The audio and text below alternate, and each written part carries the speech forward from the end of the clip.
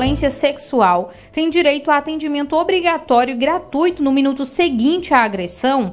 Pelo menos é o que diz a Lei 12.845 de 2013, também conhecida como Lei do Minuto Seguinte. A lei considera violência sexual qualquer forma de ato sexual não consentido.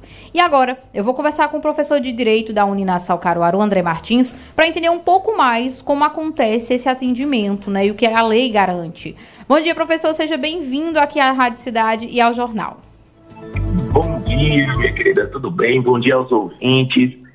Que seja um dia abençoado para todos. Amém.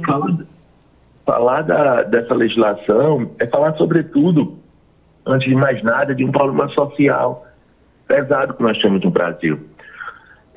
Números alarmantes de violência sexual, e isso já há 10 anos já havia pensado nisso quando foi criada a Lei 2.845. Veja bem, uma lei que já está em vigência desde o ano de 2013, né? E mesmo assim muitas pessoas ainda desconhecem ela. Mas é uma legislação interessante, que naquele momento previa exatamente, por isso esse nome, a Lei do Minuto Seguinte, é que a palavra da vítima valeria como lei naquele momento. Esse foi o slogan utilizado muito para a divulgação dessa lei. Na realidade, os hospitais, o SUS em si, devem oferecer a essas vítimas, de violência sexual um atendimento emergencial, e não só emergencial, mas também integral e multidisciplinar. E aí é uma lei muito pequena, que eu acredito que vale a pena fazer a leitura dela, porque aí serve também como questão de cidadania também, para que você possa ajudar outras tantas pessoas. Mas o atendimento ele é obrigatório, ele é imediato e deve ser em todos os hospitais integrantes do SUS. Pois e aí a vítima vai ter amparo médico, psicológico, inclusive social também, E nesse momento, vai se pensar na ideia de prevenção a uma possível gravidez, prevenção a doenças sexualmente transmissíveis, sabe? A lei usa o nome profilaxia, mas na realidade são formas de prevenção aí para o público em geral. Mas também vai ter a coleta a lei fez questão de apontar a ideia da coleta para fazer o teste de HIV, foi bem específico nesse sentido. E ainda fornecer também, além das questões de amparo sociais, de assistência social e tudo mais, oferecer também a prestação de esclarecimentos legais, até também para fazer o suporte para que essa vítima possa fazer a denúncia posteriormente. Ô, professor, e a gente sabe que muito dessa lei, passou a ser discutido, por exemplo, depois que, veja, é uma lei de 2013, ou seja, mais de 10 anos, mas a gente só ouviu mais essa insistência de falar sobre essa lei depois que aconteceu lá com o jogador Daniel Alves, que existem na Espanha políticas, protocolos a serem seguidos em caso de violência sexual e tudo mais, dentro de bares, boates, enfim. Hoje, nem todo mundo conhece a lei. Muitos dessas pessoas que não conhecem a lei, professor André, são os profissionais mesmo que deveriam prestar esses atendimentos às mulheres. E o que é que essas mulheres fazem, se esse atendimento for negado, não for encaminhado, a pessoa não tenha esse direito dessa lei garantido? Veja assim, é importante, muito bem claro que você traz, a ideia dessa dificuldade, inclusive nos órgãos institucionais, que deveriam cumprir essa legislação. Para bem da verdade, nós precisamos pensar em duas formas. No Brasil, especificamente, graças a Deus, nós já temos, e a questão da população também, já temos a lei. E aí esse é o momento no qual nós devemos pensar em políticas educacionais para que as possíveis vítimas tenham acesso também a essa lei, mas como você bem pontuou aí, temos também que prestar atenção nesses agentes da saúde, E, para tanto, o que acontece?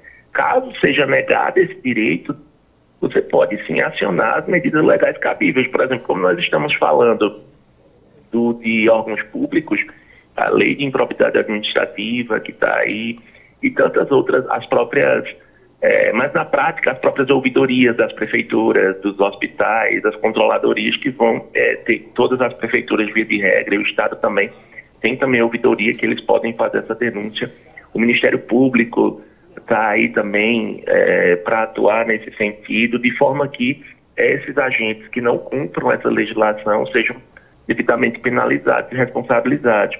Porque eles não podem dizer que não conhecem a lei, né? E parte do pressuposto que eles são os grandes garantidores dessa lei, entende?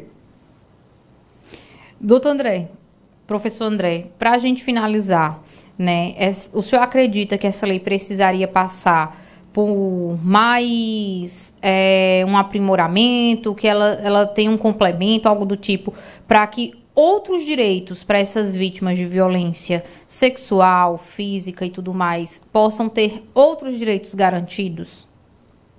Veja bem, a lei ela já traz uma grande gama de direitos. Claro que 10 anos passaram, novas possibilidades podem ser colocadas na lei. Mas antes mesmo de se pensar em fazer essa alteração legal, acho importante que houvesse uma política, publicizar mesmo essa legislação, sabe, de procedimentos operacionais padrões, tanto nas secretarias de saúde, para que quando uma vítima chegue, ela seja devidamente atendida, sabe?